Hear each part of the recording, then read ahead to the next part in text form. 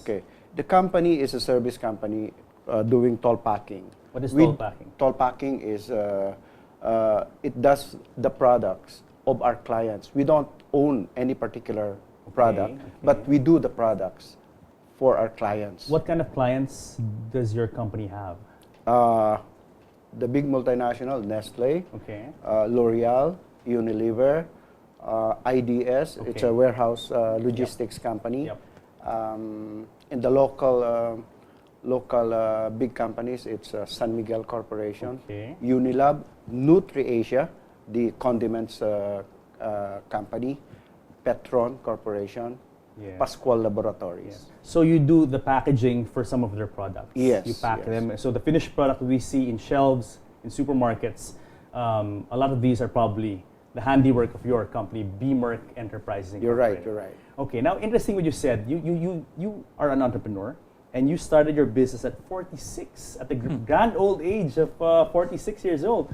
What are your comments about what Raju and I were talking earlier about taking risks and being creative and all that? What are your comments? Let me just start with, while I started at 46 years old, at 9 years old, I already have this desire to go into business. In fact, due to lack of funds or financial capability, I nurtured this. Let me just say this, that I am basically an entrepreneur by heart and by desire and by determination.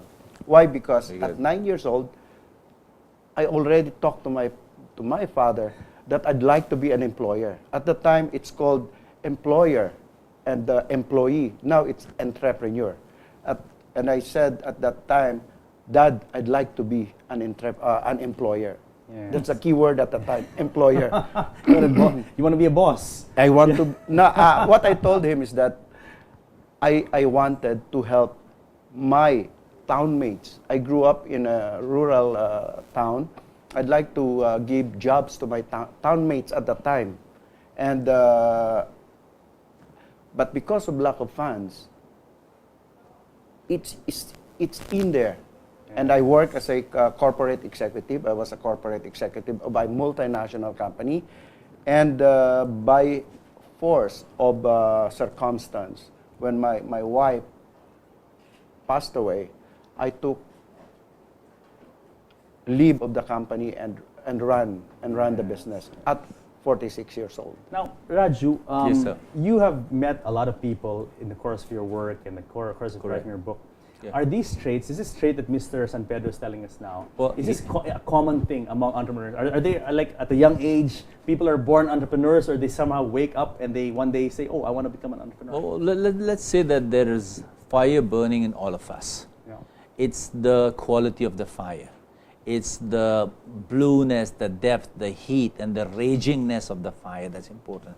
So if he said that he discovered the fire in his belly when he was 9, and he did not employ the powers of the fire until he was 46, but he kept it burning, so he kept it stoked. So even though he was employed and working for corporates, all through he probably was saying that, I don't like this, I want to get out, I can do better, I can be the master of my own domain. That goes on in your head.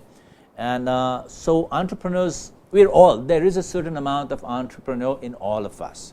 Just like there is a certain amount of a leader in all of us, there's also a certain amount of entrepreneur in all of us. It's how we stoke the fire, it's how we nurture it, and how we let it go out eventually. That's important. So he managed to hold that. So did Colonel Kentucky. He didn't strike gold until Colonel Sanders until he was 65. When I said people in their 30s and 40s, they're a sorry lot, it's because they gave up.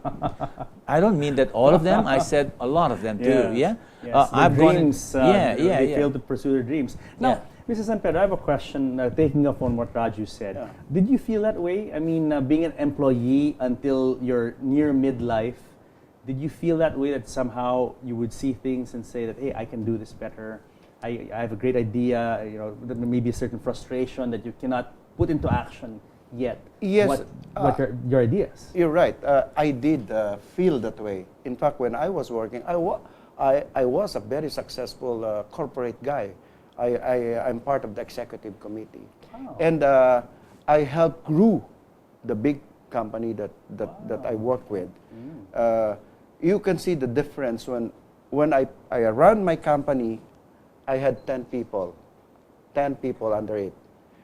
When I left the company where I am an executive head, Yeah. it's in the top, from the top. 5 years after, my company grew. 5 years after, that company went down, closed the plant, closed the company. You were really the driving force. I should don't say. want to say that, Well, but I'll say it. I mean, based maybe- on what what we see, that you really were a driving force at that company. Now, was it difficult for you? Were you scared at age 46? And I'm sure you probably had, as I said in the first segment, people at that age have responsibilities, have bills to pay, have different things they have to take care of. Was it difficult for you? Were you scared to leave the comfort of a secure job that pays a monthly salary to become an entrepreneur? At the start, there was this worry Okay. that I might not be successful. But then I'm living my dream now. I am now running my company, small as it is when I started. But then there is this trait in me, what I call willpower. There's always this willpower, the will to survive, the will to succeed, and the will to carry on. And there are times that there are things that it won't go your way, and you thought you might fail, but I said, I will do it. I can still do it. Kaya That's ko yan. that's the willpower that drives me. One of my key traits is the willpower, and I'm also a risk taker. Yeah. I heard in the interview that there are entrepreneurs that at 2 million they wanted to stop. Me, I don't It stop. was enough for them already. It's enough for Yeah. them already. So, as Raju was saying, some people get lulled into complacency Yeah. and they're comfortable and they say, why will I gamble more? I already have this. Because Yes. they have a finite target. See, when you see a finite target, you say, okay, 5 million, 10 million, 15